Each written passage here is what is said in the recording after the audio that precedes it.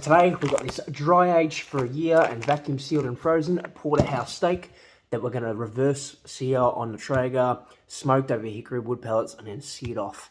Let's get to it.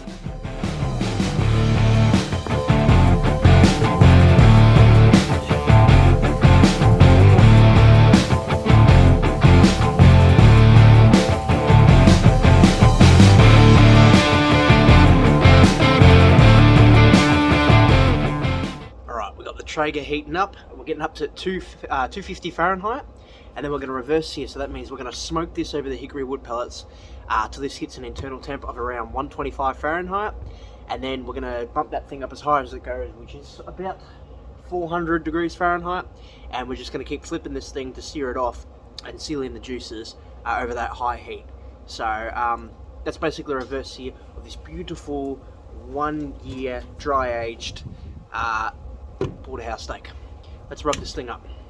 Now, I thought about using like a Just Pro's Hardcore Carnivore or like a Four Monkeys or a Butcher's Axe rub or something like that, a real nice one. But then I thought this deserves something that's naturally homemade, something that's no preservatives. I just wanted to give, match the level of the dry aged quality of the meat. Whatever, doesn't matter, just made me think let's try something different. So I've got this one here, which this is the Holy Smokes Queen of Beef Rub, which is basically, the ingredients on this are Australian sea salt, garlic powder, coffee, brown sugar, coriander powder, cumin, mustard powder, onion powder and celery salt, and absolutely nothing else. It's a local business here in Victoria, Australia, and they make some awesome stuff. So we are gonna treat this bit of steak to the Queen of Beef Rub. Get our rub, let's apply it over this thing.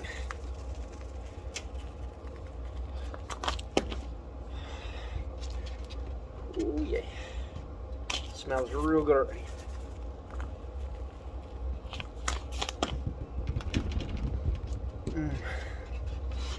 It's got a lovely sweet sort of spicy tone to it, like a real peppery, but you can get that cumin, that sort of vegetable, sort of, that celery sort of salty. I don't know how to explain it. You know a good beef rub when you smell it though. Very similar to a nice lamb rub without the mint and the rosemary and that sort of thing. It just smells good. Traeger is up to 135 degree, well 121 Celsius, so about 250 Fahrenheit. We've got our Porterhouse steak here. Let's get this thing onto smoke and we'll pull it out when it's around 120 to 125 Fahrenheit, and then we're going to sear it. Alright, let's put this thing into smoke.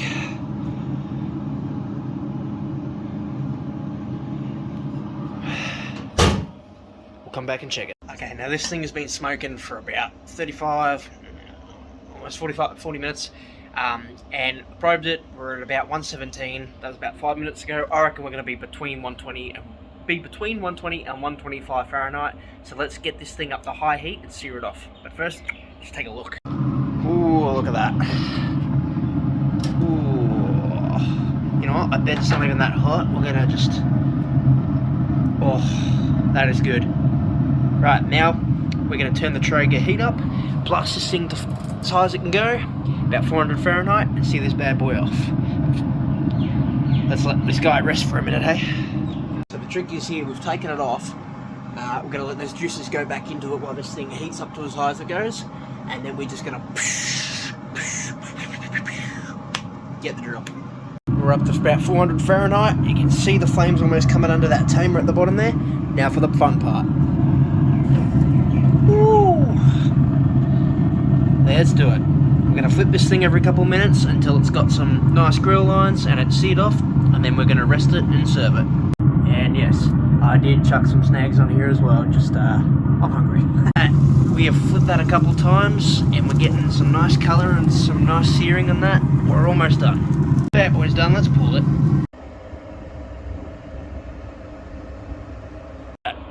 Ooh. Only problem is I wish it was a bit bigger.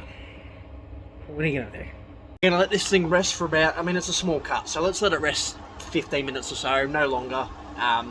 Let those juices go in, let the temperature go up a little bit, and then we're going to carve against the grain and do the first bite. Man, I'm hungry. It's been about 10 minutes. Let's carve this bad boy up. Oh, I like butter. Like butter. Alright, we slice this bad boy up into tiny little pieces. We've gone a little beyond medium rare, which is what I was wanting, but it's tender and juicy as anything. I mean, look at this. Oh, look at that. Now for the test. Oh my god, that's better than what I expected.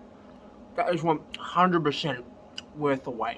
1 year, dry aged, vacuum frozen, defrosted for the first half of today, and reverse seared on the Traeger. Well done, guys. Now you know what you're doing. Go try it out. This was epic. Cheers.